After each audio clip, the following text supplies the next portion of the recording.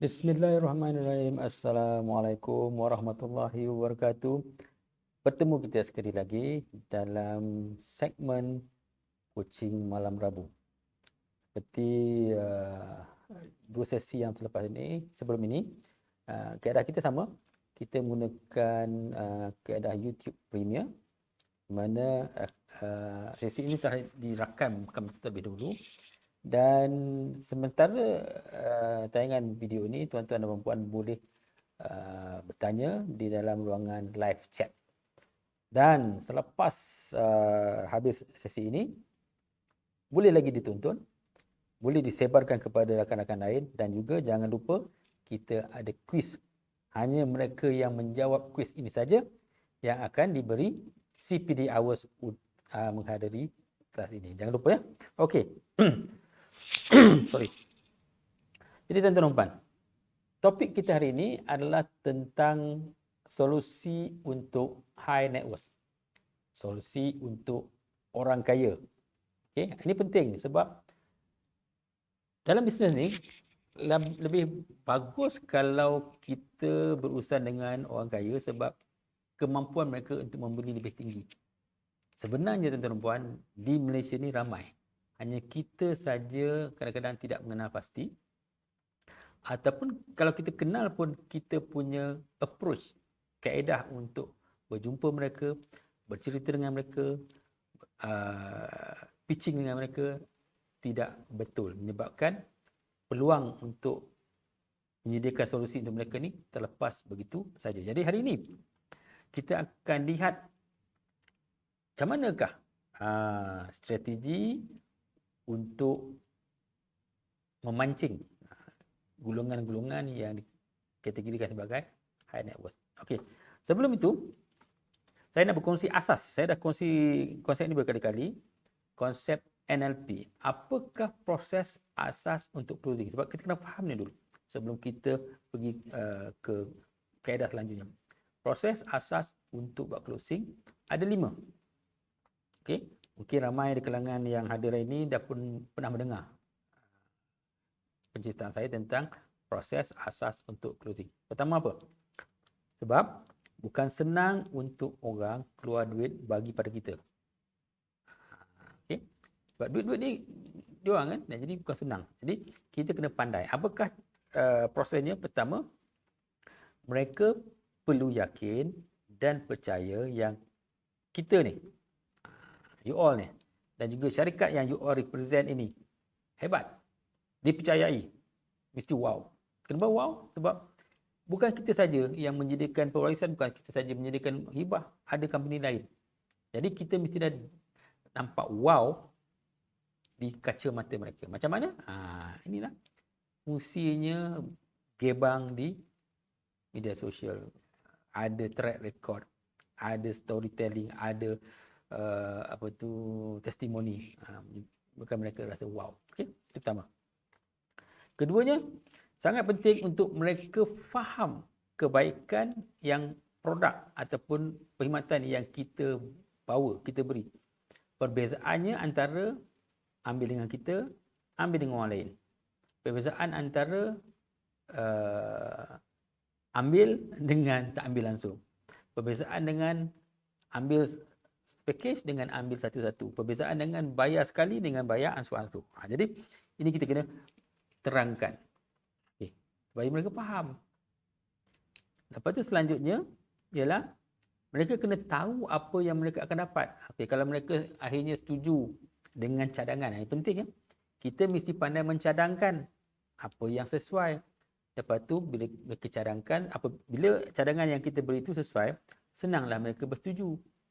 Tetapi mereka mestilah tahu cadangan kita apa. Contohnya, kalau kita beri dia kasih, kita kata tuan boleh buat hibah untuk 10 harta, untuk 3/5 sebagainya, kita kena beritahu. Nanti kita akan draftkan, kita akan buat tanda tangan, akan ada signing ceremony, lepas tu tuan akan dapat satu salinan. Benda-benda itu perlu diterangkan supaya mereka tahu apa yang mereka akan dapat, apa mereka setuju dengan cadangan yang kita beri. Okey? Kadang banyak saya lihat kadang penduduk kita tak sampai ke situ. Tak mencadangkan dan cuba dapat persetujuan bila dengan mereka tidak memberitahu pun kalau mereka setuju dengan cadangan itu apa yang mereka dapat. Jadi sangat penting untuk memberitahu apa yang mereka akan dapat. Dan keempatnya, mereka tahu berapa kosnya. Dah tahu semua benda tu, dah tahu kita bagus, dah tahu perbezaan buat tak buat, risikonya kalau tak buat. Dan mereka tahu apa yang mereka akan dapat. Bila dapat kos itu, jangan hanya cerita tentang kos, ceritakan juga terma-termanya. Kos ni untuk dapat apa? Kos ni boleh bayar macam mana? Kos ni bayar apa? Dalam tu ada SST 6%. Semuanya kena diterangkan. Kalau contohnya apa tu cooling off period berapa lama. Kalau cancel masa cooling off period dapat full refund. Kalau lepas cooling off period kita hanya bagi 40%. Semua benda tu perlu dimaklumkan. Barulah mereka rasa selesa sebab mereka nak bagi duit itu. Bukan sikit-sikit. Kalau kita nak buat solusi besar-besar, kita kena yakinkan. Kenapakah ada perunding yang boleh close solusi sehingga 160,000? Sebab mereka dah yakinkan 1, 2, 3, 4. Jadi klien tak ada masalah untuk memberi duit. Dan yang pentingnya kita mesti ada cara mudah untuk mereka bukan bayar penuh, untuk sahkan persetujuan mereka. Semua kes-kes yang besar tu tak ada yang mereka jumpa terus bayar 160,000, tidak. Kita pancing dia untuk, tuan, jom kita mula bayar 1,000 dulu. Tanda jadi. Jadi kita kena akhir proses kita bukan kita nak dapatkan semua payment, tapi kita nak tanda jadi. Sahkan persetujuan, iaitu ada pertukaran dokumen, kita ambil dokumen, ada penandatangani perjanjian atau persetujuan, dan ada pembayaran. Itu penting, 5 benda ni penting. Inilah proses asas untuk closing yang semua perunding perlu mahir. Okay. Now, konsep kedua yang saya nak terangkan adalah tentang konsep sales funnel. Di mana ada leads, akhirnya ada klien. Dan leads ni ada jenis-jenis. Ada leads berkualiti, ada leads tak berkualiti. Lemau. Penting sebab kalau leads berkualiti, besar kemungkinan funnel you all akan jadi runcing. Masuk 10, close 1. Masuk 10, close 4. Runcing. Tetapi kalau lead ni kita lemau, semua orang tak bersesuaian, kita tebar aja. Ramai yang kita tebar, kita gebang, tapi tak ramai yang masuk dalam funnel kita, atau masuk pun 1,000 orang yang kita gebangkan, 100 orang masuk funnel kita, seorang saja yang bayar. Jadi kita punya funnel jadi lebar. Kalau boleh kita nak funnel kita runcing. Nak runcing tu, pertama kita mesti ada leads yang berkualiti. Nanti kita akan lihat. High net worth ni adalah lead yang berkualiti yang kita kena cari ramai-ramai. Okay? Dan selain daripada leads yang berkualiti, faktor-faktor lain yang meruncingkan funnel kita adalah skill. Skill kita untuk gebang-gebang, bercerita di media sosial, bila jumpa kawan-kawan, macam mana kita nak menceritakan apa yang kita ada. Dan juga skill untuk bercerita, storytelling, supaya meramas hati, merobek hati, membuka hati. Storytelling sangat penting. Dan skill untuk fact finding. Kita dah belajar 2 minggu lepas, dengan minggu lepas, macam mana kita nak dapatkan anasa faraid, macam mana nak dapatkan senarai harta dan hutang, fact finding. Itu skill. Dan juga skill untuk mencadangkan. Bila dah dapat fakta tu, apa yang kita nak cadangkan. Jangan kita tidur, lepas tu kita cadangkan benda yang salah, yang tak masuk akal. Jadi itu juga skill. Jadi bila you all dah selalu terlibat dalam proses ini, lama-kelamaan skill tu akan ada. Okey. Bila dah cadangkan tu, kita kena pujuk mereka untuk bersetuju. Itu pun skill. Jangan tak pujuk. Jadi ada caranya. Lama-kelamaan kita akan tahu kat mana kita nak letak dia supaya dia geli dan akhirnya dia setuju untuk bertindak. Dan juga ni pun satu skill. Skill kutip duit. Kalau you all tak reti pakai BDM, cara nak gunakan debit card, credit card, itu payahlah. Jadi nak tak nak kena tahu macam mana. Kalau orang tu nak bayar cash, macam mana kita handle. Kalau orang tu bayar bank in, macam mana kita nak handle. Kalau orang tu ada credit card, macam mana. Orang tu ada debit card, macam mana. Orang tu ada account bank saja, macam mana. Jadi kita kena tahu cara nak kutip duit. Okey. Jadi kalau ada juga perunding yang sampai sekarang pun tak tahu macam mana nak ambil credit card klien dan charge dalam kita punya gerbang bayaran. Okey. Jadi skill tu kena ada. Jadi lagi mahir ke 6 skill tu dan juga dengan leads yang berkualiti, insyaAllah kita punya funnel akan jadi runcing. Okey. Lagi satu. Apa dia? Siapakah leads yang berkualiti? Apa yang dimaksudkan leads yang berkualiti? Kita kalau nak makan pun, kita nak makan yang sedap-sedap. Kalau kita nak beli barang pun, kita nak beli yang elok-elok. Kita nak beli buah pun, kita beli buah yang cantik-cantik. Kan? Jadi tak ada orang yang nak yang tak berkualiti. Kita nak yang berkualiti. Tetapi kita kena tahu apa yang dimaksudkan berkualiti. Baru kita boleh pilih.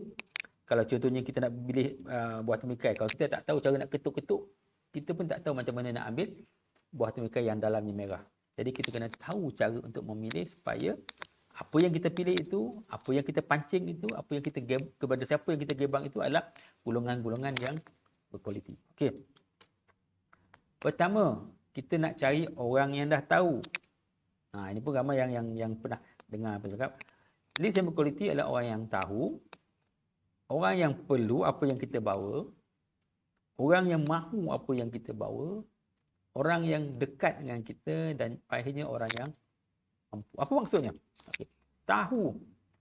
Itu sebabnya sangat penting untuk kita selalu gebang-gebang supaya orang kenal kita. Orang tahu apa yang kita bawa. Dia punya kebaikan-kebaikannya, dia punya testimoni dia, track record orang dah tahu.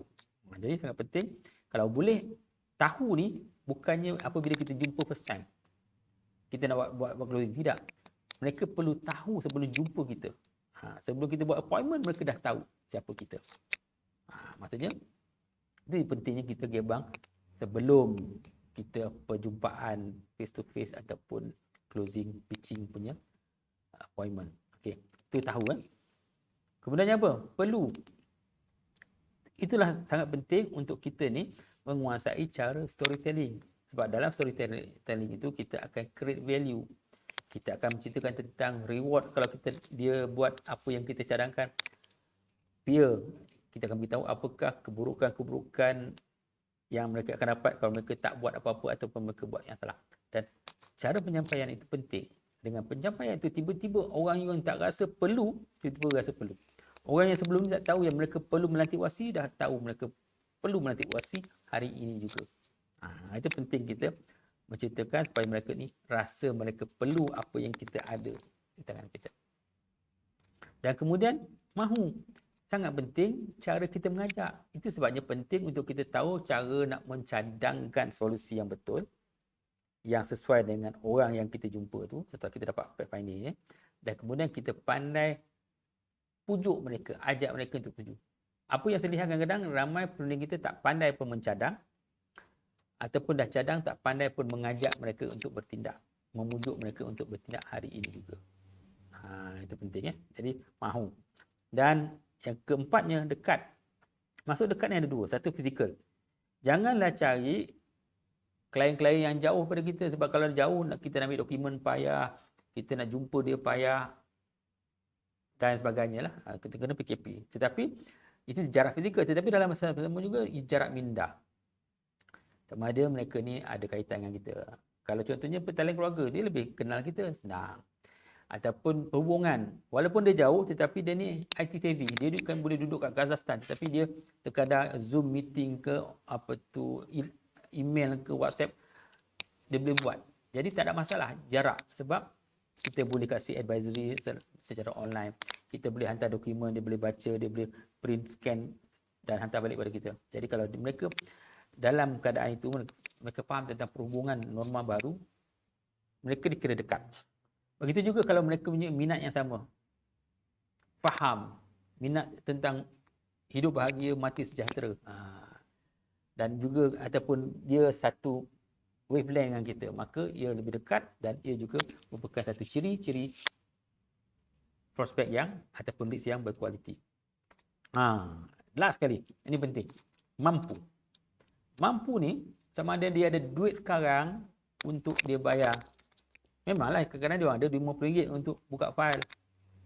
Tetapi kalau contohnya mereka tahu buka Parlimen RM50 tetapi mereka tak ada duit untuk menyelesaikan keseluruhan yang akan datang, pun mereka tidak akan bagi RM50 kat kita. Jadi penting yang mereka ni, adakah mereka ni ada duit sekarang? Dia ada duit dalam poket dia, ada duit dalam bank dia, ada credit card balance yang cukup untuk bayar. Kemudian adakah mereka ada cukup untuk menyelesaikan keseluruhan kos? Itu sebabnya saya kadang-kadang kalau orang yang nak datang cerita tentang apa tu, tuntut harta pusaka tu, yang susah-susah ni, yang kompleks ni, dia kata ada tak cukup peluru untuk berperang. Dia kata macam ni. Saya cakap terang, ni kes ni paling tidak pun 30,000. Saya tak nak kutip 5,000 deposit, lepas tu kita nak sambung berperang, peluru dah habis.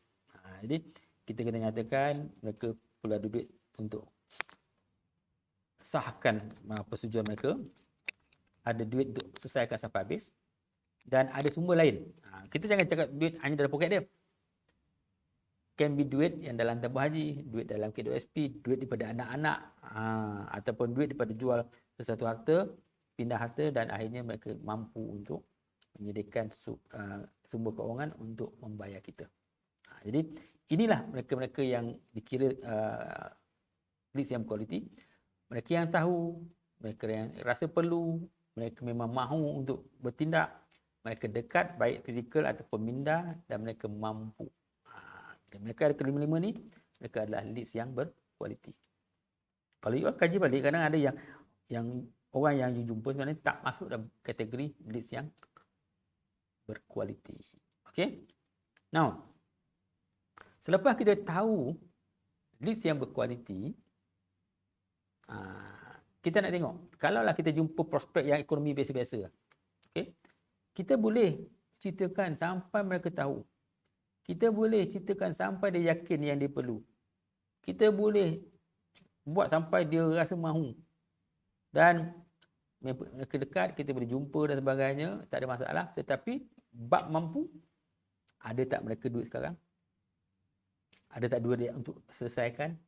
Ada tak sumber lain yang untuk selesaikan? Contoh, kita jumpa orang yang ada anak angkat, tetapi dia baru hilang pekerjaan. Macam mana kita nak propose kat dia amanah? Dia tak mampu. Jadi itu kadang jadi punca yang kita tak dapat close, sebab di hujung kategori untuk prospek tu akhir kali kemampuan. Dan kadang-kadang kalau dia tidak mampu, kita bercerita pun dia akan cuba-cuba tak nak tahu. Ataupun kita cerita macam mana pun, berbuih mulut pun, dia akan kata aku tak perlu. Sebab sebenarnya dia tak mampu. Bila dia tak mampu tu, dia akan buat beri. Itu sebabnya kita kena buat kajian. Dan kita akan buang masa kita berjumpa dengan orang yang tak mampu. Bila orang tak mampu, yang dia tahu dia tak mampu, dia akan block kita. Kalau boleh, kita nak ambil tahu. Walaupun dalam hati dia kata dia perlu, dia akan, tak, aku tak perlu, tak apa, semua okey. Dan memanglah, walaupun dia rasa dalam hati, aku perlu ni, tapi dia tak nak tunjuk yang dia mahu. Dia tak nak sign pun, dia tak nak bayar deposit pun, sebab dia tahu kalau dia bayar, dia tak mampu untuk membayar keseluruhan. Kalau dia dekat pun, dia akan cuba jauhkan diri daripada kita. Okay? Sebab apa? Dia tak mampu. Itu sebabnya sangat penting untuk kita pilih prospek, kita faham sedikit, yang akhirnya kita tahu kemampuan. Sebab tahu, perlu, mahu, dekat tu is bidang kuasa kita. Kemampuan mereka tu kadang-kadang bukan bidang kuasa kita. Itu diri mereka sendiri. Ya? Tetapi kita lihat ada aspek lain yang kita perlu tahu juga, ya. Nanti saya akan ceritakan. Okey, ini prospek kalau kita jumpa orang tahap ekonomi biasa. Tetapi hari ini kita nak cerita tentang high net worth. Apa maksud high net worth? Kalau kita berjumpa dengan high net worth, memang penting kita cuba pastikan mereka tahu, kita cuba yakinkan yang mereka perlu, kita buka hati dia supaya mereka rasa mahu untuk bertindak hari ini juga. Bukan bertindak tahun depan, bertindak hari ini juga. Bukan nak bayar semua pun, at least persetujuan untuk mengambil langkah pertama. Okey. Senang dihubungi, sekarang ni senang. Walaupun jauh-jauh macam mana pun, orang dah biasa dengan norma baru komunikasi digital atas talian. Jadi tak ada siapa pun yang rasa jauh. As long as dia orang tahu cara nak hantar dokumen, menerima dokumen secara digital, menghantar kurier dan juga membuat payment online. Itu penting. Kalau mereka ada dalam tu, ada skill itu, maksudnya mereka sentiasa dekat dengan kita. Okey. Dan bab mampu ni, mereka ada duit. Orang high net worth ni dia ada duit. Tetapi yang menyebabkan mereka tak bayar akaupun tak ambil kita sebab kadang-kadang mereka tak selesa dengan cara membuat bayaran. Ada juga perundingan tu kata, cik, tuan Datuk, bank in ke akaun saya dulu, nanti saya daftarkan. Dia tak selesa dengan dia bank in duit dalam akaun individu. Itu sebabnya mereka tak jadi nak close. Kan? Ataupun kita kata, ni tuan, tolong bayar bawa cash. Dia tak suka bawa cash. Ataupun kita kasih ada pembayaran yang dia rasa macam kuno. Jadi kita pastikan mereka ini selesa dengan cara bayaran. Dan kalau boleh mereka akan dia nak nampak resit. Jangan kita kata tak apa, kita bayar dulu, nanti kita akan issue resit tahun depan, bulan depan. Kita nak kata, Datuk bank in saja pakai credit card, debit card ini, automatically Datuk akan dapat resit confirmation pembayaran. Mereka rasa selesa, 10,000 pun mereka boleh bayar on the spot. Jadi kita kena ceritakan supaya mereka selesa yang kita ni bukan gebang-gebang. Itu sebabnya kadang-kadang name card kita kena ada addressnya sebab dia nampak. Kalau mereka dah tahu yang kita ni berwujud, mereka tak ada masalah. Ya? Dan faham apa yang mereka akan dapat. Jadi apa? It's all about 1, 2, 3, 4 tadi. Untuk orang high net worth ni. Sebab duit mereka ada. Kita nak pastikan mereka selesa dengan cara bayaran. Mereka selesa dengan kita, mereka faham apa mereka akan dapat. Dan mereka tahu prosesnya. Mereka bayar berapa, dapat apa, bila bayaran dan seterusnya, apa proses-prosesnya. Itu yang perlu ada. Inilah yang penting kalau kita nak tackle high net worth. Okay? Now, jadi saya nak terangkan sikit. Kalau kita di luar sana ada berjuta-juta orang. Ada macam-macam jenis prospek. Jadi kita kena pandai memilih supaya bila kita ada prospek yang bersesuaian, effort kita tak perlu banyak pun. Effort kita akan lebih santai je tetapi still berhasil. Kalau kita silap pilih prospek, mulut kita berbuih tapi tak masuk-masuk. Okey? Jadi kena faham jenis-jenis prospek. Pertama, yang sengkek. Apa? Solusi kita paling pun RM300. Kalau orang yang tak mampu RM300 memang tak boleh lah. Okey? Ataupun mereka memerlukan amanah tetapi mereka memang tak mampu RM1,500, mereka tak mampu RM3,000. Jadi kita boleh bantu cara mereka ini sekurang-kurangnya kita ajak mereka jadi perunding ataupun kita sediakan mereka ikatan. Jadi mudah saja.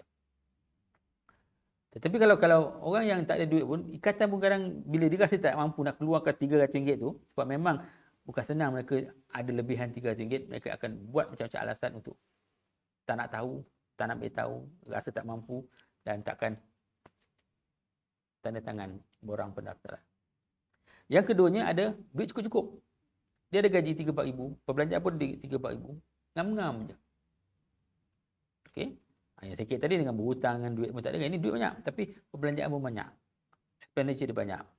Itu pun susah juga. Tapi apa yang kita nak ialah duit cukup. Tapi yang masalahnya kadang ada ni orang duit cukup lambat tetapi dia berkira. Benda lain dia boleh bayar, boleh pergi makan angin dan sebagainya, tapi untuk benda-benda yang macam ni berkira. Mereka boleh main golf sekali main RM300 tapi nak main ikatan pun RM300 berkira. Okey.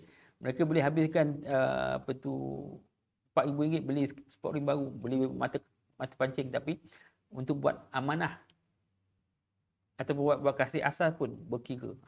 Itu payah. Sebab kita kena penetrate. Tapi kalau boleh kita cari orang yang ada duit tapi senang bertindak. Dan selalunya senang bertindak tu kalau kita dah gebang-gebang, kita dah gunakan storytelling yang cantik, akhirnya orang yang ada cukup duit yang dulunya berkira-kira pun akhirnya menjadi orang yang senang bertindak. Okey. Kenapa saya letak kuning tadi? Sebab inilah golongan yang kita nak pancing seramai mungkin. Orang yang ada duit dan minda mereka senang bertindak. Okey. Dan tahap mereka senang bertindak itu sebenarnya juga kita boleh ubah dengan kepakaran kita, kemahiran kita untuk bercerita. Okey, value creation dan juga pujukan, pancingan. Itu penting. Okey, kategori yang satu lagi ialah duit banyak tapi pom dia punya. Okey, saya selalu cerita lah. Saya banyak jumpa orang yang banyak duit dan mereka juga berpoligami. Di jari mereka ada cincin-cincin besar, lelaki ni. Itu menunjukkan mereka punya ego yang besar. Kita cerita dengan apa pun macam melantun dekat tembok batu. Kita balik melantun balik batu. Sebab dia ada macam ada shield yang tebal. Kalau boleh dia yang betul, dia yang pandai. Ya. Orang ni banyak duit, minda betul. Kadang nak duduk 20 minit pun tak boleh. Kita nak bercakap, dia bercakap banyak.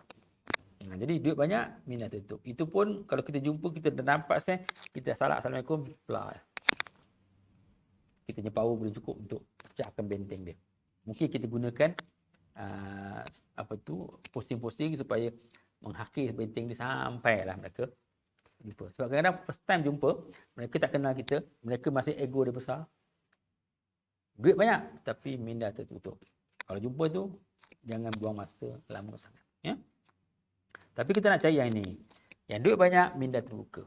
Kalau kita dapat jumpa yang ramai macam ni, insyaAllah kita senang dapat closure sebab mereka ada duit dan mereka senang bertindak. Itu sebabnya ramai orang kata, Tuan Cik Cik Faham, macam mana you all boleh close? Sebab satu, kita cari prospek yang golongan yang kuning ni. Cukup duitnya, duit banyak dan kita kadang kalau tak cukup, kalau minda tertutup sikit pun, ketat sikit pun, kita pandai nak gorek-gorek supaya terbuka minda mereka. Okay? Jadi inilah, kalau boleh kita nak cari dua grup ini. Cukup duit, senang bertindak. Ataupun duit banyak, minda terbuka. Okey? Nampak tu? Bila kita faham tu, barulah kita tahu siapa yang kita nak pancing. Sebab kita dalam tangan kita ada ramai orang. Dan macam mana kita nak pancing mereka dan siapa yang kita nak pilih. Tenaga, banyak mana tenaga yang kita nak letakkan kepada prospek-prospek. Sebab kita masa kita, tenaga kita limited. Jadi kalau boleh kita salurkan kepada betul-betul golongan sasar yang boleh menghasilkan sesuatu kepada diri kita. Okey? High net worth ni gudang emas lah, dia kata. Jadi, apakah kategori dia? Orang yang duit banyak, minda terbuka. Simple dia. Saya punya pentadbiran lah. Orang lain mungkin ada pentadbiran yang berbeza untuk apa itu nak high net worth. Untuk you all ni, saya kategorikan lah. High net worth ni orang yang ada harta 3 juta lah. Ada rumah, ada saving dan sebagainya. Dan mereka mestilah ada mudah tunai cair sekurang-kurangnya RM50,000. Sebab apa? Kadang-kadang orang tu ada harta banyak tapi semuanya rumah, batu, tanah. Duit tak ada. Ataupun hutang banyak.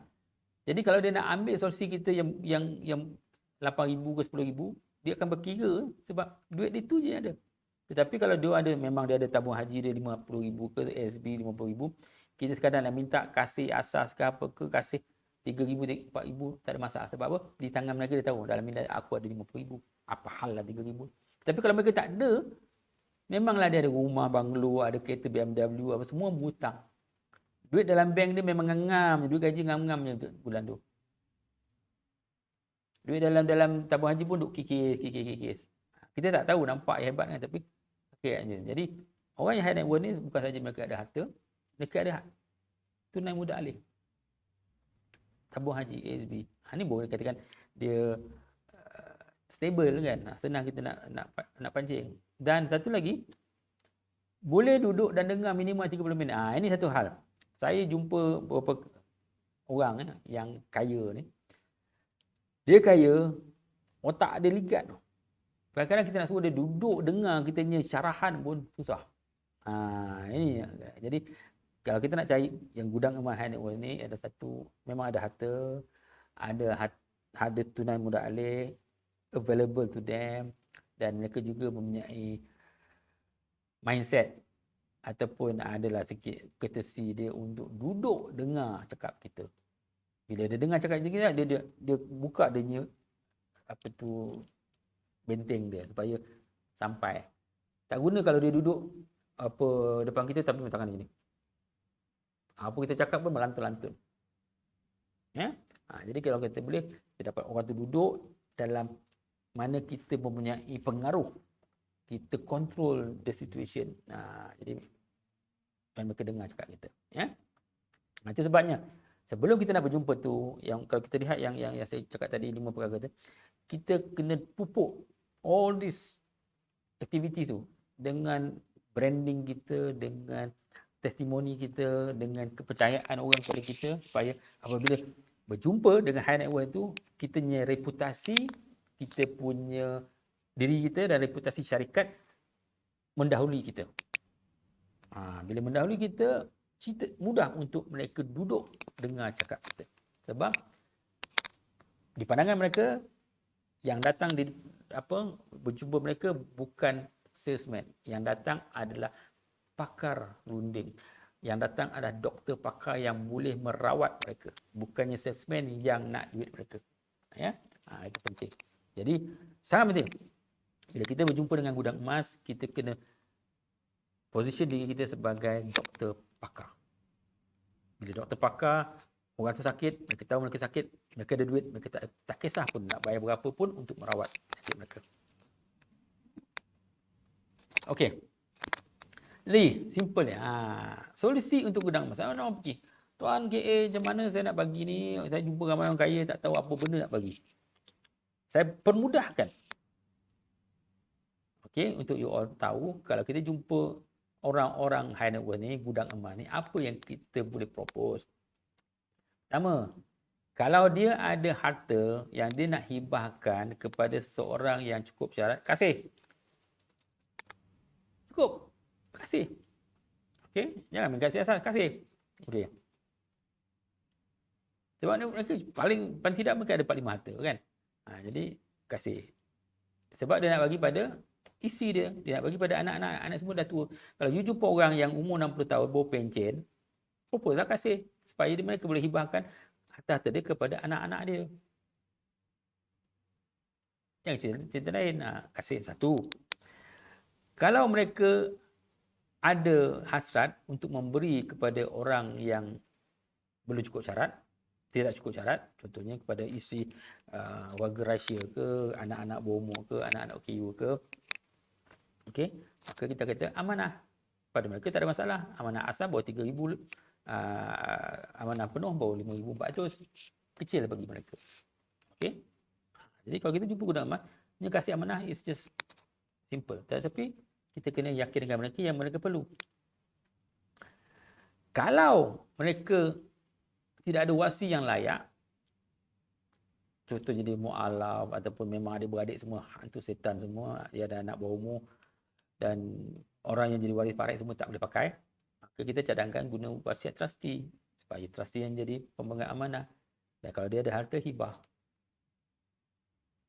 Okey.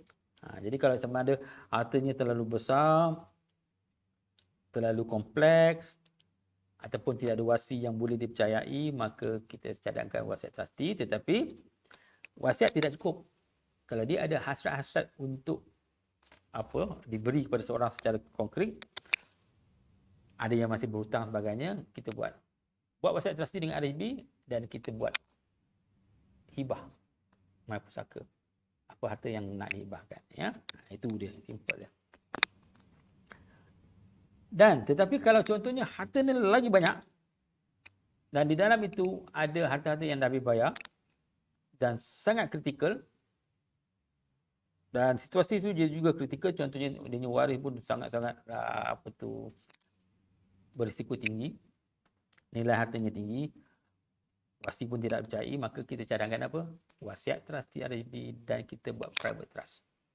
Harta-harta yang dia ada tu diletakkan di bawah penjagaan trustee, RHB trustee.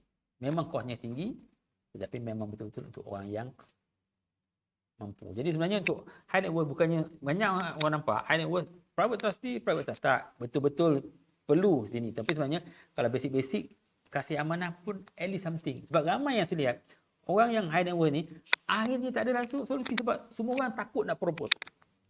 So, orang ingat yang proposal ni mestilah tahap kayangan ni, tidak. janji mereka ada kasih atau amanah sebelum ada yang lain. Okey. Tetapi kalau betul-betul mereka perlu, maka ada wasiat trustee, private trust. Adakah saya nak akan ajar benda-benda ni hari ni? Tidak. Saya akan ceritakan kemudian. Yang ini adalah apakah cadangan untuk diberikan kepada mereka-mereka yang you all jumpa dalam kategori high net worth, gudang emas. Kalau mereka ada syarikat senam berhad, kita boleh juga propose another one on top of whatever yang kita bagi, kasih, amanah ke sebagainya. Kita tambah satu lagi, business association trust. Business association trust bukan standalone, dia adalah add-on. Dia boleh orang tu ambil kasih plus business association trust. Amanah dengan business association trust. Dia ada wasiat trustee hibah dan business association trust. Wasiat trustee private trust, dia ada syarikat senam berhad, buat satu lagi business association trust. Jadi kalau you all nampak benda tu, sebenarnya benda ni adalah modular, kita boleh tambah-tambah. Dan bila dah faham tu, sebenarnya tak ada masalah untuk step by step closing. Okey? Jadi inilah solusi untuk orang-orang high net worth. Secara ringkasnya, you all boleh belajar, boleh nak dapatkan private coaching untuk salah satu solusi, tak ada masalah. Tapi yang penting you all faham. Sebab saya tak nak you all terlepas peluang bila berjumpa orang yang high net worth, gudang emas, tapi terlepas peluang sebab you all takut nak propose. Dalam masa sama juga dengan adanya my korban kita sekarang ni, sampailah musim haji ni, you jumpa yang ada duit, Datuk, my korban Datuk, Datin, my korban Datuk, Tuan, Puan, Prof. Sekarang ni tahun ni susah nak korban, Profesor. Buat dengan kami lah, bayar 850, habis. Apa tu, buat untuk anak, isteri semua, settle. Kan? Jangan lepaskan peluang ini apabila jumpa gudang emas, mereka yang ada duit, sehinggalah ujung bulan ini, kebanglah my korban. Seorangnya dapat. Simple je, Datuk, bayar. Nanti dapat. Itu saja. Itu kan kita. Tak ada BLS, tidak ada fact finding semua. Itu je. Dan apabila mereka masuk my korban dulu, dan mereka akan jadi prospek kita. Walaupun dia tak ambil solusi kita sekarang, kalau mereka ambil solusi 2 bulan, 3 bulan, setahun akan datang, ataupun 11 bulan akan datang, melalui aktiviti mahpusaka, still you all akan dapat commissionnya sebab list itu datang daripada you all punya aktiviti. Walaupun datang melalui aktiviti my korban. Jadi sangat penting untuk gembang-gembangkan my korban kepada orang-orang ini sebab pada mereka RM890 tidak masalah. Okey? Tak tahu apa itu my korban? Jangan tak tahu. Kita dah cerita macam-macam dah. Boleh tengok ke FB my korban X my pusaka. Tengok dalam posting-posting akademi ada banyak. Tengok dalam email kita dah hantar berkali-kali menceritakan tentang my korban, ada videonya, ada PDM-nya, ada poster-posternya. Okey. Now, solusi untuk gudang emas, takut selalunya, tak tahu nak close. Jadi simpelnya, sebelum kita cadangkan solusi yang yang lengkap, kita kena buatlah fact finding kan. Hanya kita dah belajar tentang buat fact finding. Okey. Tapi yang pentingnya kita dah buat next creation. Tapi bila nak propose, kita propose pitch entry point. Jangan nak propose semua. Propose entry point.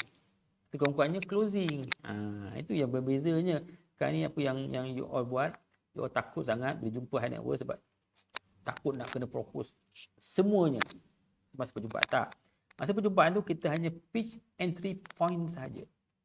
Okey? Lepas tu barulah kita minta entry point tu berapa closingnya. Apa itu entry point? Strategik untuk closing high net worth adalah dengan entry point proposal.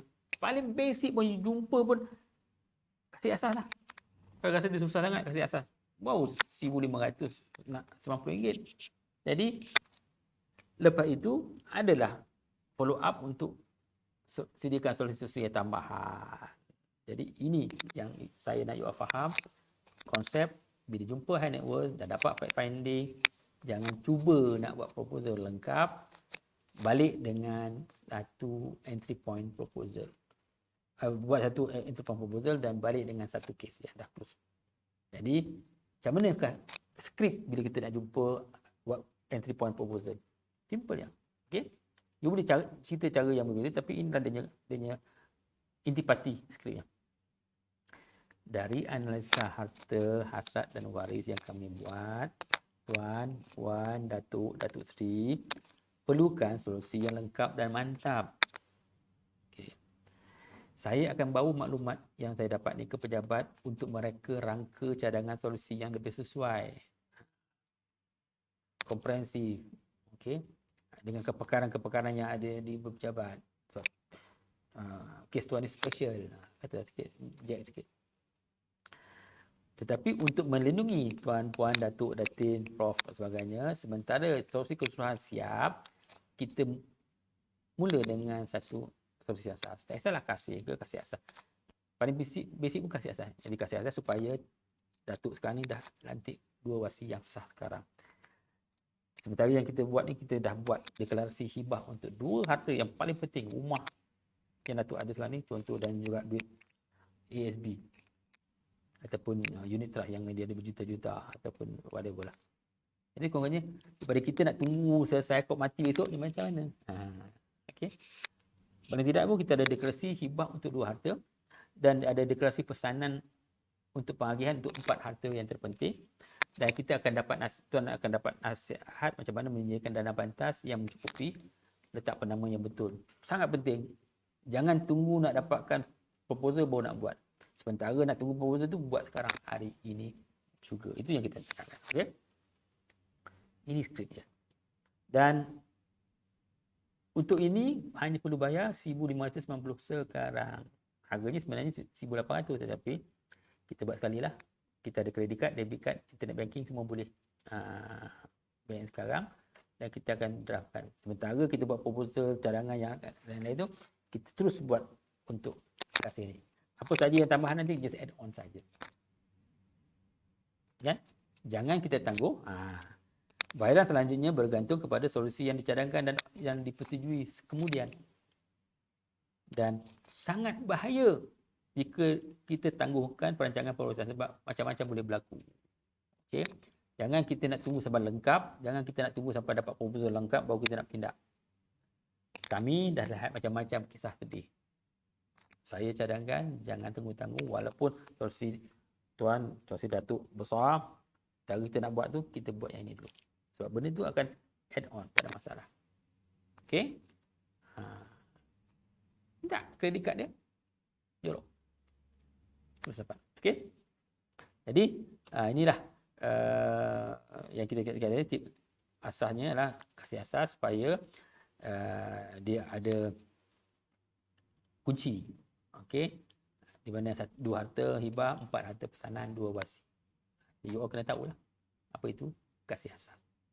Dan kurang bahawa apa tips-tips dia, keyword dia, jangan tak kunci harta.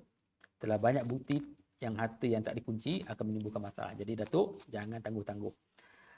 Kalau tidak, nanti proses pusaka nanti lambat lah kalau mati. Harta berkulah, waris bergaduh lah, kos akan jadi lebih tinggi, kos pusaka, dan ada waris mudarat dan ada waris yang berdosa. Jadi untuk mengelakkan tu, sementara kita membuat solusi yang lebih lengkap, kita buat sesuatu hari ini juga.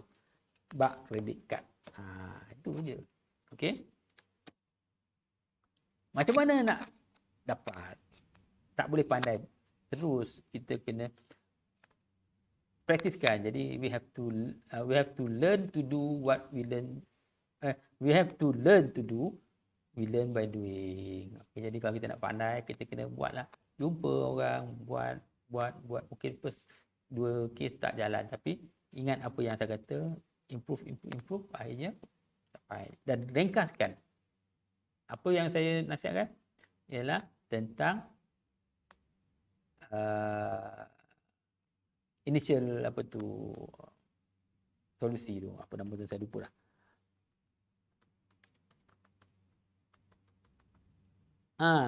Entry point. Okey. Jadi itulah yang kita kena buat. Okey, kita kena hanya buat entry point, lepas tu bincang dengan pejabat, kita boleh tolong selesaikan.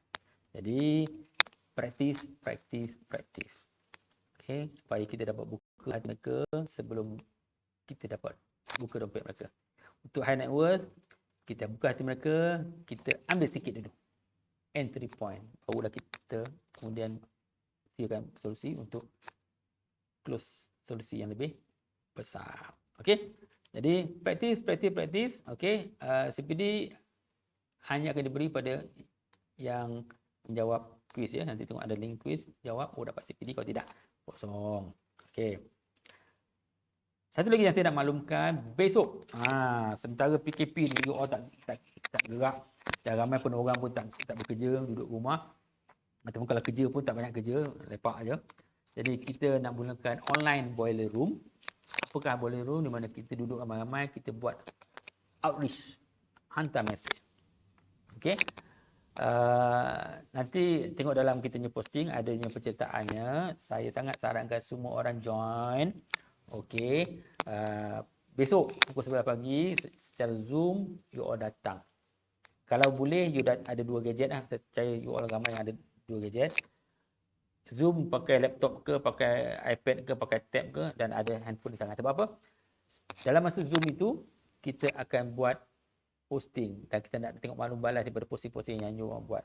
Pastikan you kumpulkan teks-teks posting, nanti kita akan share contoh-contoh posting yang you all nak buat dengan ada PDM linknya. Jangan tak tahu macam mana nak letak PDM link masing-masing ya. Jadi supaya kita dah ada teks-teks yang kita nak buat posting, dan siapkan senarai-senarai list yang kita nak hantar. Ini bukan cerita tentang hantar dalam grup, kita nak hantar secara personal message. Macam mana kita nak hantar, dan kita nak tengok apakah resultnya. Okey. Jadi saya sangat galakkan semua orang, ajak downline kawan-kawan lain, perunding lain datang, supaya mereka akan, bila mereka dapat membiasakan boiler room, mereka akan mula rasa impact-nya. Okey, dan semasa PKP lah keadaan yang masa yang sesuai untuk kita buat boiler room ini. Tak pernah buat boiler room, datang belajar online, duduk kat rumahnya. Janji ada 2 gadget. Kalau 1 gadget pun tak apalah, boleh. 2 gadget, dan kita belajar bersama, kita buat bersama-sama, kita praktikkan sama-sama, dan kita dapat hasil bersama. Okey, itu saja untuk saya hari ini. Jumpa besok dalam sesi boiler room. Wabillahi taufiq wal hidayah. Assalamualaikum warahmatullahi wabarakatuh.